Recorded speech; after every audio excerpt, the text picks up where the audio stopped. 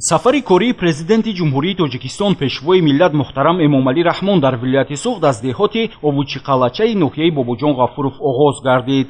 дар деҳоти Овучиқалача сарвари давлат ба хотири сарсабзӣ ва фаровонҳосилӣ дар боғи интенсивии филиали Институти боғу токпарварӣ ва сабзаводкории Академияи илмҳои кишоварзии Тоҷикистон дар вилояти Суғд ниҳоли дарахтони мевадиҳанда шинонида, мардуми ноҳия ва олимону кормандони соҳаи кишоварзиро ба вусъат бахшидани амалҳои сабзу хуррамгардонӣ ҳидоят намуданд. боғи интенсивӣ дар маҷмӯъ 20 гектарро ташкил дода, асосан дар ҷои боғоти кӯҳнаи Зардолу, ки бо гузашти бештар аз 30 сол аз самар боз монда буд, бунёд карда шуд. аз ин нишондиҳанда 10 гектарро боғи себу гелос, 10 гектари дигарро боғи шафтолу ташкил медиҳад. дар боғи нав бо мақсади таъмини сабзиши ниҳоли дарахтон, обмонии қатрагӣ ба роҳ монда шудааст. зимни суҳбат бо олимону хоҷагидорон ва дигар кормандони соҳаи кишоварзӣ таъкид гардид, ки ҳангоми бунёди боғот ба дурустии интихоби мавзеъ барои парвариши ниҳол ва зиёд намудани масоҳати боғоти ҳосилаш ба содирот нигаронида шуда, таваҷҷӯҳи бештар зоҳир карда шавад. тибқи маълумот, филиал дорои 564 гектар замини кишоварзӣ буда, наздики 400 гектар боғ ва зиёда аз 80 гектар токзор маҳсули кори чандинсолаи олимони ин муассисаи илмӣ мебошад. олимону кормандони филиали Институти боғу токпарварӣ ва сабзаводкории Академияи илмҳои кишоварзии Тоҷикистон дар вилояти Суғд соли 2014 низ дар масоҳати 4 гектар боғи интенсивӣ бунёд карда буданд. боқимонда боғу токзори анъанавӣ буда, ҷиҳати дар истеҳсолот татбиқ намудани дастовардҳои илмӣ ва таҷрибаи пешқадам натиҷаҳо назаррасанд.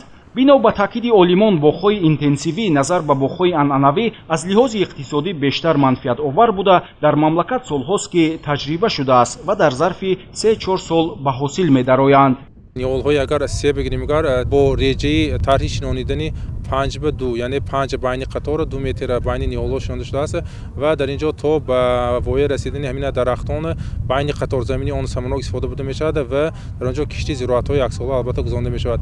инчунин боз дарахтони мевадиҳандаи гелос, шафтолу, асаби дар оянда ба намуди коса шакл, хабат шакл додан бо реҷаи 5:4 шинонида шудааст, ки ин ҳам бошад дар 1 гектар 500 бих ниҳолро ташкил медиҳад. ин боғҳои интенсивӣ хеле ки ба ҳамагон маълум дар давоми 2-3 сол аллакай ба ҳосил медарорад.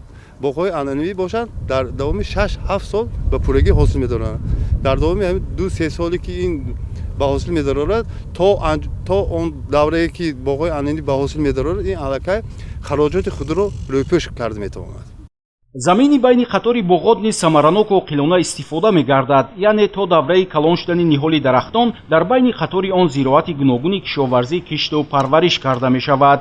дар соли аввал олимони филиали Институти боғу токпарварӣ ва сабзаводкории Академияи илмҳои кишоварзии Тоҷикистон дар вилояти Суғд дар байни қатори боғоти нави интенсивӣ дар масоҳати 6 гектар пиёз, 4 гектар сабзӣ ва зери плёнка 2 гектар полезӣ аз ҷумла тарбуз кишт намуданд. ҳамзамон дар масоҳати хурд барои таҷриба пиёзи анзур парвариш карда мешавад. барои гирифтани тухмии сабзӣ ва помидори серҳосил низ дар қитъаҳои алоҳида ин ду навъи зироат кишт карда шудааст. аз давраи кишт то ҷамъоварии ҳосил хусусиятҳои зироат пурра омӯхта мешавад. байни қатори ҳамин боғҳоро мо самаранок истифода бурда метавонем, яъне кишти зироатҳои полезӣ ва сабзавотро то ба анҷом расонидани давраи ҳамин нашномои ҳамин дарахтони мевадиҳанда мо яъне 20-25 сол бошад, мо ҳамин 20-25 сол ҳамин самаранок байни қатораш истифода бурда метавонем.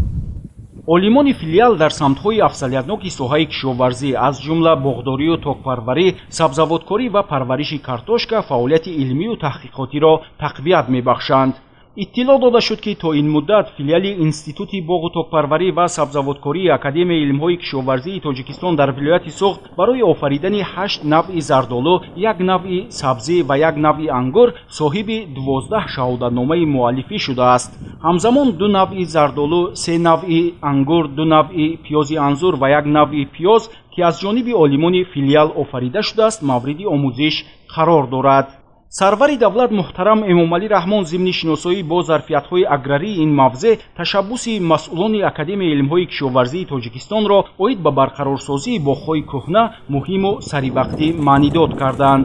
мавриди зикр аст, ки ҳамасола дар вилояти Суғд дар доираи татбиқи барномаҳои давлатӣ боғу токзори нав бунёд ва бо иҷрои саривақтии тадбирҳои агротехникӣ ҳаҷми истеҳсоли мева зиёд карда мешавад.